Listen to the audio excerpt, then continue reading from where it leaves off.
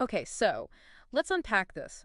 Imagine like a university, but the main goal, not really about traditional degrees. It's Yeah, more about navigating, the whole online creation world, maybe even going viral.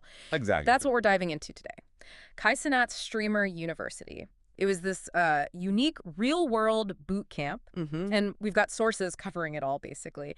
The concept, how they actually pulled it off, that first group of creators. Yeah. Our job here is to kind of pull out the key stuff, the surprising bits, just so you get what this whole pioneering thing was really about. And what's really fascinating, I think, is just the scale of it and, well, the intention behind it, too. Yeah. So Kai Cenat, he pictured this free, like, in-person boot camp. Okay. And get this, on an actual college campus, the University of Akron in Ohio. Wow, okay. Yeah. They basically took over the campus for 4 days back in May 2025. And the reaction, it was huge.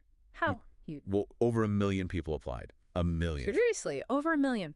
Yep.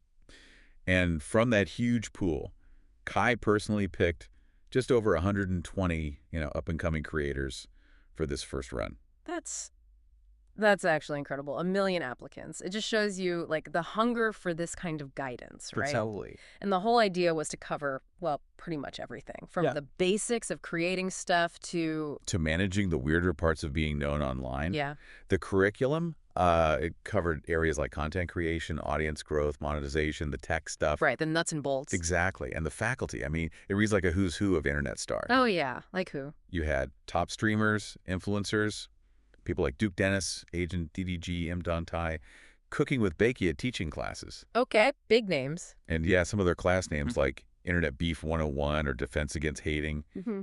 they might sound a bit like a joke. Yeah, a little. But honestly, they're about real skills you need out there. Basically teaching how to handle online fights, drama, negativity, Yeah. harassment even. Ah, okay. That makes sense. So it wasn't just theory, it was like practical survival skills for being online now. You got it. And the whole event itself, that became the content, didn't it? Like the students were streaming their own experience. That's exactly right. They gave them phones, encouraged them to stream everything live right from their own channel. So it turned into this massive collaborative broadcast. Totally.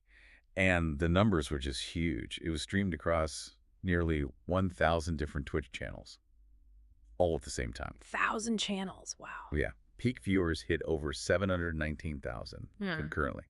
And it racked up over 27 million total hours watched. 27 million hours. That's phenomenal. Driven by the students themselves. Exactly. It was a broadcast event powered by the participants. And for those students, I mean, the payoff could be pretty instant, couldn't it? Oh, definitely. We saw reports, participants getting these massive jumps in their own follower counts, their average views. Just from being there and streaming. Yeah.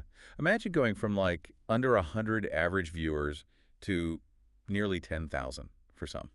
That's real tangible growth from just being selected. That's a serious return.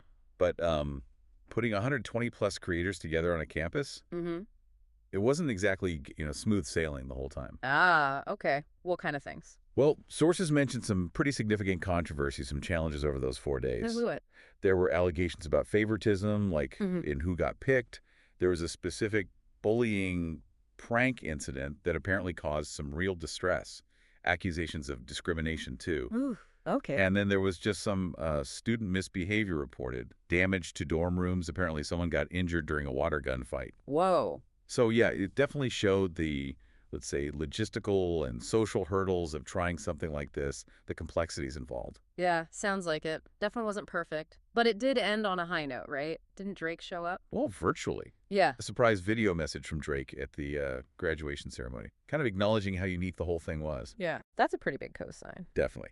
A big nod for an event that Kai Cenat really sees as creating a roadmap, Mm-hmm. for a career that didn't really have one laid out before. Mm-hmm. He talks about it like democratizing streaming culture, giving opportunities that aren't usually available. So, okay, let's sum this up. What does it all mean?